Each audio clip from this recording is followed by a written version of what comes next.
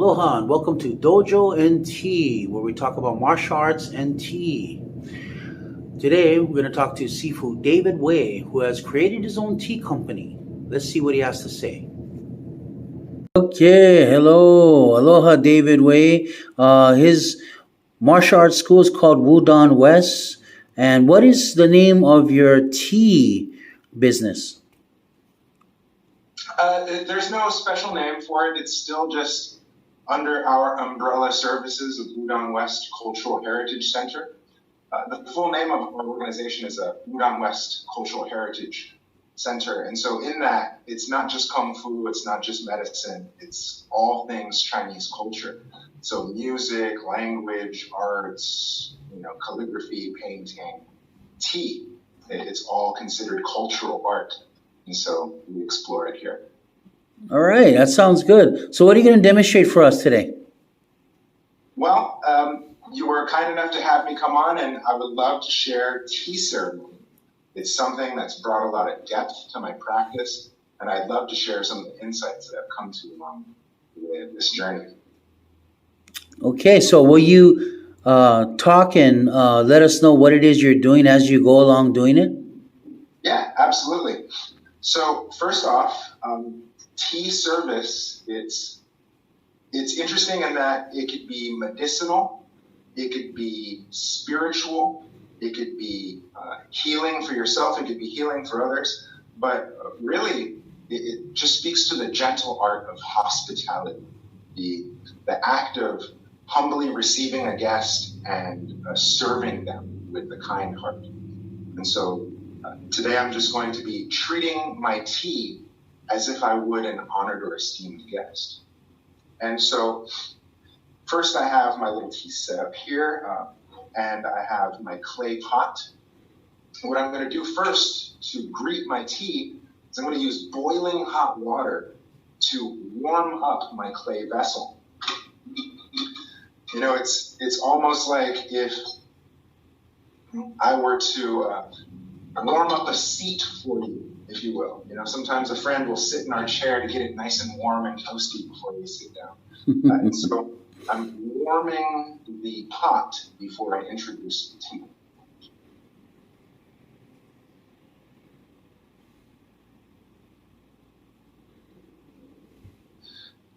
From here, I'm releasing all this excess water directly onto my table.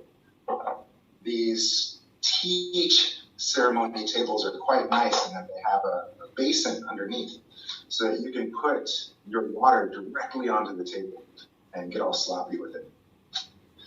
So now the tea that I'm drinking today is our tea that we've pressed. We named it the Ming cake, Ming as in clear, bright, radiant, and also named after my child who's soon to come.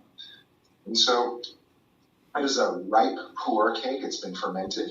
I believe I just sent you and Maris some. Mm-hmm. We did receive it. Yeah.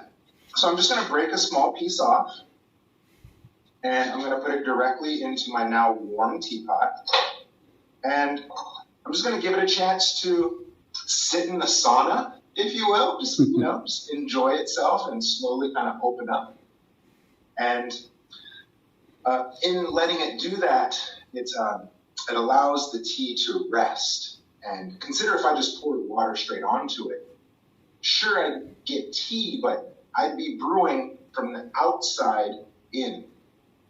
But by taking this time to let it open and awaken, I would then be able to brew from the inside out. Mm-hmm. And there's a big quality in that with regards to our martial practice. It's not just all these external skills, we also have an internal awareness. Mm-hmm. And so by allowing the tea to open before we brew, gives us access to that inner alchemy available to this tea. Mm-hmm. How are we doing so far? We're doing good. I wish I was there to share the tea with you. Oh, man. Well, Sifu, this is all I do these days. So next time we see each other, we will be drinking tea for sure. So what I'm going to do now is, now that it's had a minute, I'm now going to add more boiling hot water. And this is going to be a rinse. Right? I'm not going to drink this. I'm just going to let it sit for a minute, and it's likened to running a bath. Right? I'm letting my guest take a short shower, if you will. And it's very important to rinse your tea. I've been to China, I've been to these tea production farms, and a lot of these small batch varieties, you know, you have your tea farmer, and then they're in there producing it, and they're cooking it in the same wok that they cook their food in. And then they're over this hot wok turning all the tea leaves, and they're sweating, and they're smoking a cigarette. And then they take all this tea, and then they lay it out in the sun with the dirt and the chickens. And, you know, so I've seen this tea get produced. And so you might want to wash your tea before you drink. Good habit, good habit. So this first batch, I'm not even going to drink. I'm just going to pour straight off into my runoff plate. But even still, I can smell my decanter. I can smell the tea, and it's already starting to give off aromas. It's already starting to awaken. What's nice after that initial rinse is to, again, give it some time to breathe, open. It's very hot inside this clay pot now after having boiling water poured onto it. And so in that heat, the tea is starting to expand and open and breathe. And I want it to open. That way, the next time I brew, I'm going to be pulling brew from the inside of the tea as opposed to the outer surface. Good. So, Sifu, have you and Maris had a chance to try the tea yet? Yes, and she did something similar to what you're doing. Washing the tea and letting it sit, and then pouring more tea into it as it opens, and then slowly pouring it into the cups and sipping it. So yeah, she's been practicing that. She's watching YouTube. Oh, great. Yeah, lots of tutorials, you know, especially pu'er tea.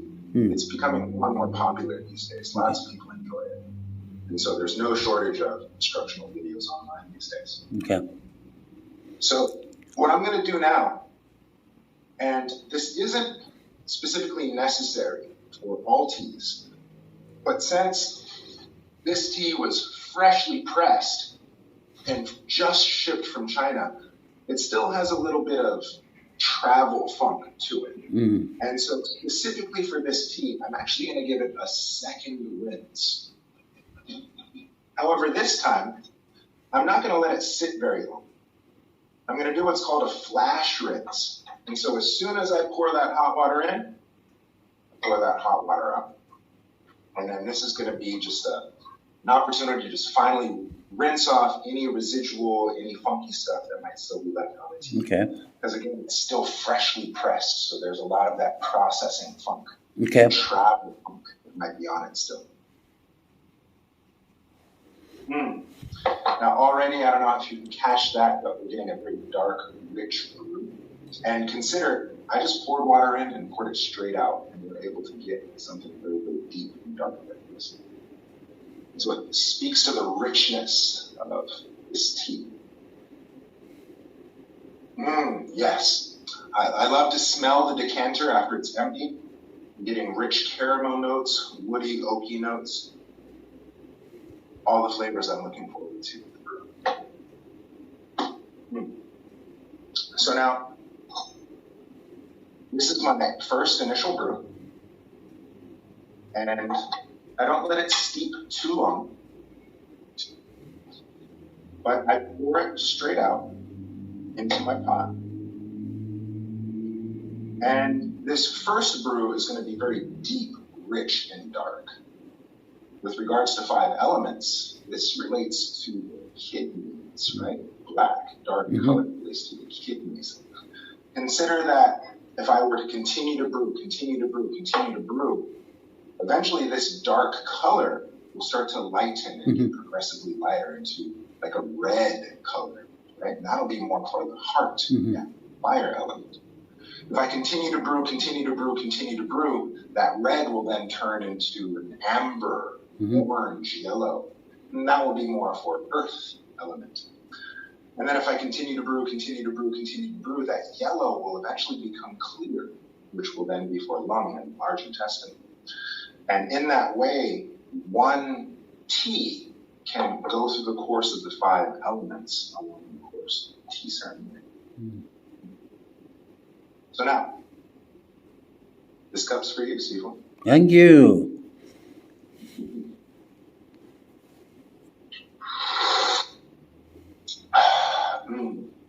It's customary to smell your tea, jokingly, just to make sure it's not urine. But interestingly enough, many of you that enjoy tea, tea can be very aromatic. It can have floral notes or, really rich, spicy notes. All kinds of aromas can come from the tea, but the tea doesn't always taste the way it smells. That's actually a grade for the quality of tea, right? Cheap tea might smell really nice, but the smell doesn't translate to the taste. And so quality tea will have a nice, pleasant smell, but the smell will match the flavor, and there'll be a relationship there. Have you ever had that, Sifu, where you have a tea that smells really nice, floral or fragrant, and then it's bitter? Nasty. Yeah. It's common. Yes. So now, the sipping of tea, we do what's called a dragon slurp. Now, do it again. Likened to, slurping your noodles in Japan or something like that. The idea here is this is hot tea. And so when you slurp it, it kind of gives it a chance to cool down on your palate. Beyond that, when you introduce oxygen to the liqueur, it opens it up on your palate and allows you to taste it. And there's a few flavors that we're looking for. We're looking for an initial flavor, what it tastes like right away as soon as you taste it. But then we're also looking for a back-end flavor. Maybe there's a residual flavor on your mouth after you've swallowed. Maybe there's a taste left over, right? That's called the aftertaste. We'd also want to consider the density of the liquid. Sure, it's just water. Sure, it's just a leaf juice, right? Hot leaf juice. But maybe there's some oils or some tannins in the leaves that get released and kind of make the tea a little bit thicker, a little heavier, a little viscous or malty. And so we want to feel for the weight of the fluid as well. Beyond that, a lot of people are then curious about a mouth feel, called a mouth feel. So then after I drink it, what does my mouth feel like? Earlier we spoke to maybe a heavier, richer brew. Maybe it leaves like an oily coat. Maybe my mouth feels moist. Maybe it's astringent and it makes my mouth feel dry. So we also want to take note of this as well. So you're talking about the quality of tea. Now, if I was to go to a tea shop and I was going to look at some quality teas, how will I know the difference if I was to open the bag and look at it, smell it? What can you do to find, or what do you notice offhand that this is quality tea? That's a great question, and it's going to vary from provider to provider, retailer to retailer, connoisseur to connoisseur. Everyone has their preference. And quite frankly, even cheap tea could still be decent, and even expensive tea could still be crap. And so I hear you in looking for quality tea. Really, there's so much fake tea out there, and tea is such an expanding market. It's getting harder and harder to find legit quality, well-sourced, ethically produced tea. So in that regard, you're really just going to have to trust your sources. Okay. Because any tea can look nice, any tea can smell nice, any tea can be packaged nice, any tea can be flavored or can taste nice. And so if you're looking for quality tea, it's hard to tell just by looking at it. You really have to trust your source. Otherwise, the best bet is going directly to the farm and getting it yourself. You just have to watch out for all them chickens. Well, another thing I'd like to say with regards to drinking the tea, if I may jump back. We talked about smelling it, we talked about tasting it, we talked about the mouth feel, we talked about the different quality on your palate after you drink the tea. Next thing I'd like to talk about is feeling the tea go down. And so clearly, hot water is hot. And so when you drink this fluid, after you swallow, it's nice to feel the hot liqueur go down into your belly, to feel that descent. And quite frankly, when many of us eat, I know for myself, Thanksgiving just passed, after I eat the turkey, I'm already looking at the stuffing, I'm already looking at the gravy, I'm already looking at the cranberry, I'm just bite, bite, bite, bite, bite. And once I swallow, I'm already looking at the next bite. However, with this tea, once you swallow, it's not sip, sip, sip, sip, sip. It's swallow and feel. Feel the tea go down. Feel your body respond to it. It's also part of the reason why we do small cups. So you're not just pounding, pounding, pounding. It invites a mindfulness. It invites a slowness so that you can appreciate the process of drinking. Sounds like a meditation. Oh, very much so. Absolutely. And in that regard, poor practice can be spiritual for many people. So now we're on our second brew. You can see it's only getting darker and richer. And so to bring back the conversation of quality, a good tea can be brewed over and over and over and over and over. Consider we washed it twice. We're already 2 brews in. So this is almost like the 4th or 5th brew in a sense. And it's still quite dark. Imagine any old tea bag trying to brew it any more than 3-4 times. It might be done already. But I don't know how much time you have with me tonight, but we can, at this pace, I could brew this easily 30, 40, maybe upwards of 50, 60 times. Wow. And it would still go through that evolution of dark to red to orange to yellow to clear, right? It's like progressively brew and extract all of the essence out of the leaves. What would you say makes your tea different from another company's tea? Well, what would make me different is that I'm new. I'm different, I'm fresh. That does make me kind of different. But I think what would make our product unique is that we're not in the tea business. I'm not here trying to sell tea. I'm here trying to preserve a culture, right? Udon West Cultural Heritage Center. It's not a tea business. It's not a kung fu school. It's not medicine. It's a cultural center. And so I went out my way to go to Yunnan, to meet these farmers, to meet the production team, and to have a hands-on interaction every step of this process of producing this tea. And so I can say that no more than 12 hands have touched this tea, from leaf to process to pressing and wrapping. Less than a dozen hands touch this tea.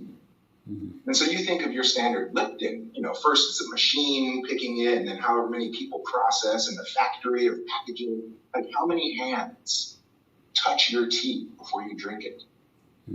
Whereas this product, less than a dozen hands touched your tea before you drink it.